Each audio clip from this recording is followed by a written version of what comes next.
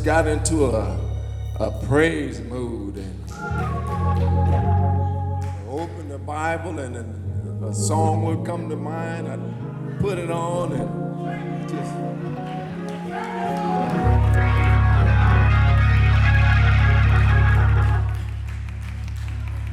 I'd have church a little while with that song, and then another song would come to mind, and I'd put that on,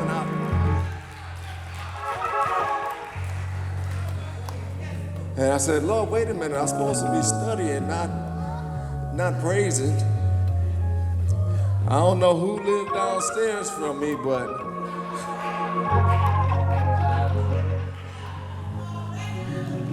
they heard from me yesterday.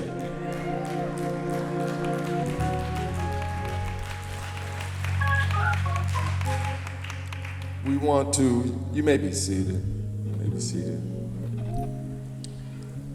We want to certainly continue to keep Pastor and First Lady and those that are traveling with them in our prayers. My prayer is that Pastor gets some relaxation time while he's away.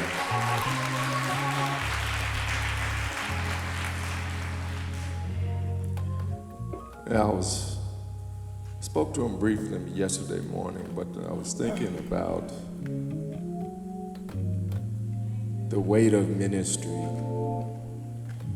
You can have staff members that take a lot of the responsibility off, but the bottom line is it all falls on the shoulders of the pastor. And I was thinking, I honestly believe that everybody here loves the pastor with all our hearts.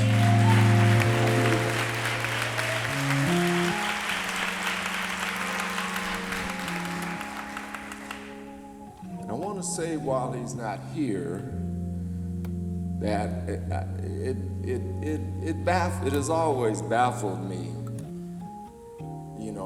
We have always had members that if you challenge them as to how much they love the pastor, they will literally fight you. I ain't talking about throwing a punch, I'm talking about throwing down. But then, sometimes, those are some of the most difficult people to work with. Never could understand it. I love my pastor. I'll do whatever I can do to support him, but I won't work with you.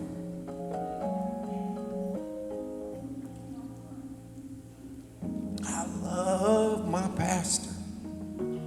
I'll do whatever I can do to support him, but I can't get along.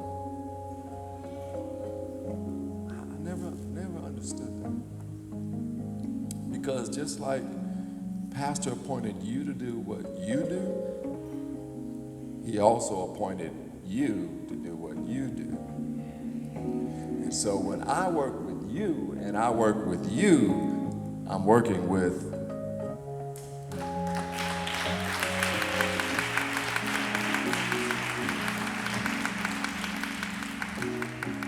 I'll do whatever I can do to support him. I just can't get along with you. I never could understand it.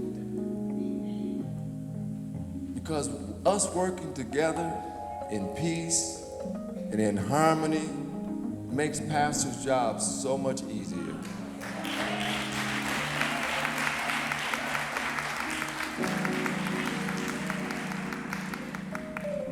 I didn't come to fuss today,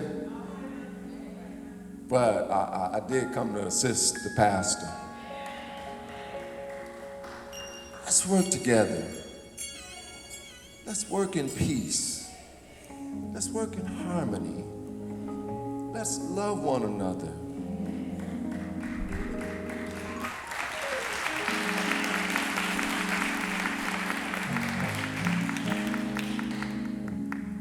Bible says that how can a man say he loves God whom he has never seen and not love his brother who he sees every day?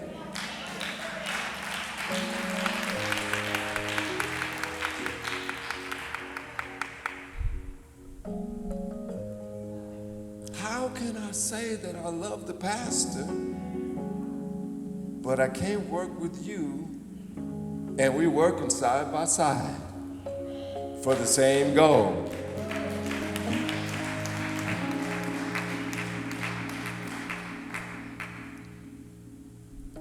As I get older, I gauge how saved I am by how I'm progressing. Not financially, not on the job. How am I progressing with how I treat you?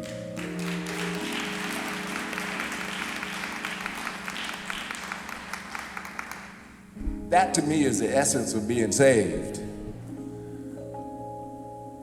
Being sweetly saved. Not being a saint that nobody wants to be around. Not being a saint that nobody wants to emulate or be like, but being sweetly saved.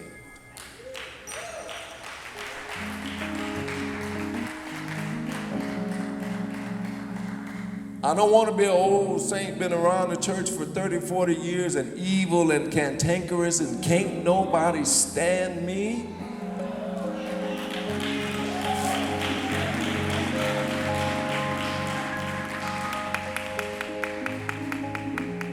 And I don't believe that being holy is being a stick in the mud either. I believe I can laugh. I can believe I can have a good time. I believe I can enjoy life. But I can be holy in doing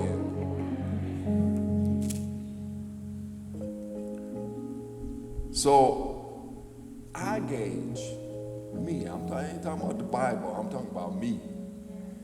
I gauge how I'm doing in my walk with the Lord with how much I can take and still be sweetly saved.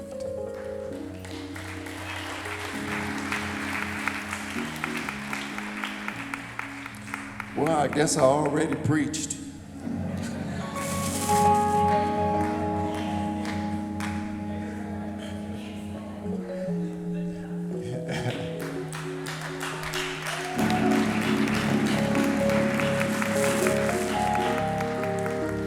We want to, in the way of pastoral announcements, we want to keep the bereaved families in prayer, do what we can to support them. We have Ethel Mayfield, the mother of Janet Mayfield, who passed. The arrangements are pending, but we want to be a support to Sister Janet. I saw her a moment ago. God bless you. We're praying for you.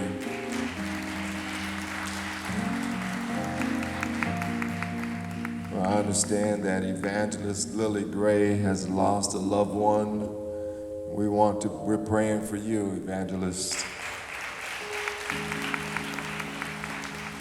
The arrangements are pending, and as we get those arrangements, we will inform you of what they are. Sunday, September 3rd, the funeral services for Fancher Cameron, the father of Elise Moffett. We're praying for you, Sister Elise. She is a sweet, sweet young lady.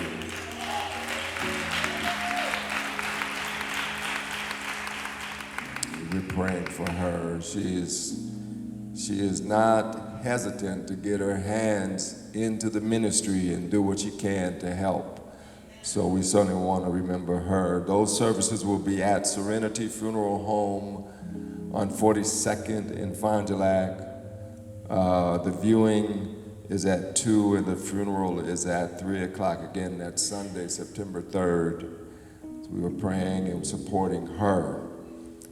Lastly, the funeral services for Ellis Turrentine Sr., a.k.a. Shimmy. That is the father of Ellis and Jamal Turrentine. They are the sons of Mother Geraldine Swanigan. Their father passed, and those arrangements are Friday, September 8th at Christian Faith Fellowship Church on 86th and Good Hope Road. The viewing is at 10 a.m. and the funeral is at 11. So we want to remember the bereaved families. Certainly these are members that have been very supportive and have been a part of this ministry for a long time. And we definitely don't want them to feel forgotten as they deal with the loss of loved ones.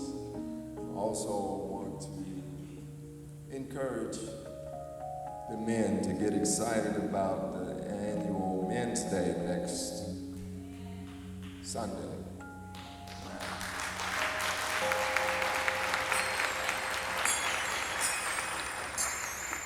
When Elder Moody was making the announcement about the fishing trip, I immediately thought about Deacon Bo and Deacon Roosevelt.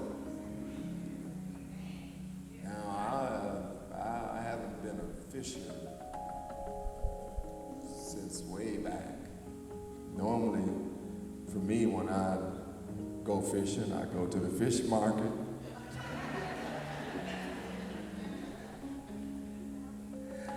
I pick out exactly what I want, and I'm out of there. But I guess Saturday I'll be doing some unusual type of fishing. Me. So we certainly are looking forward to the fellowship. You know, the reason the enemy fight men so much is because we're powerful.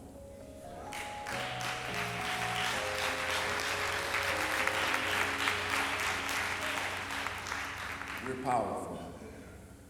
And he knows how powerful we are. So that's the reason why he fights us so much. The covenant that God made was always with Adam.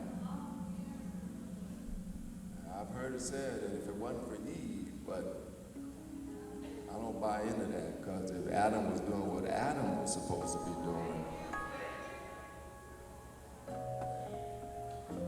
I don't want to start another message. We're going very briefly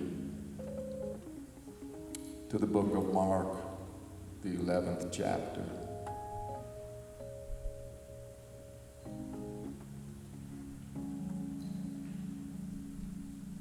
Back in the beginning of the pandemic, I started going through some things that I had never experienced before. And pretty much throughout the pandemic, I prayed and prayed, Lord, how long am I going to have to endure this?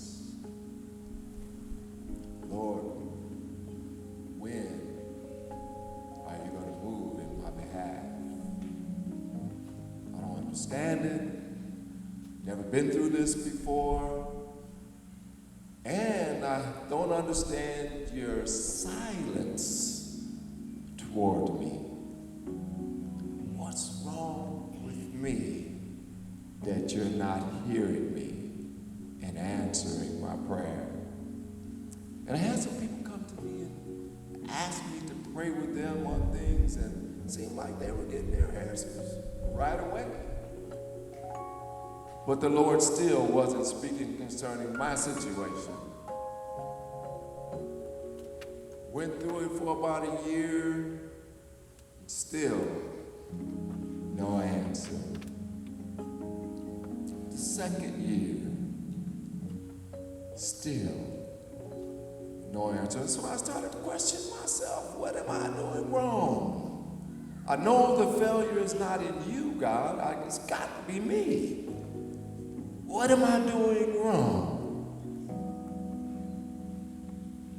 At the end of that year, nothing was changing. Get out into the third year, still nothing was happening. And finally, the Lord spoke to me out of this passage. I want to read starting at the 20th verse. It says, "And in the morning, as they passed by, they saw the fig tree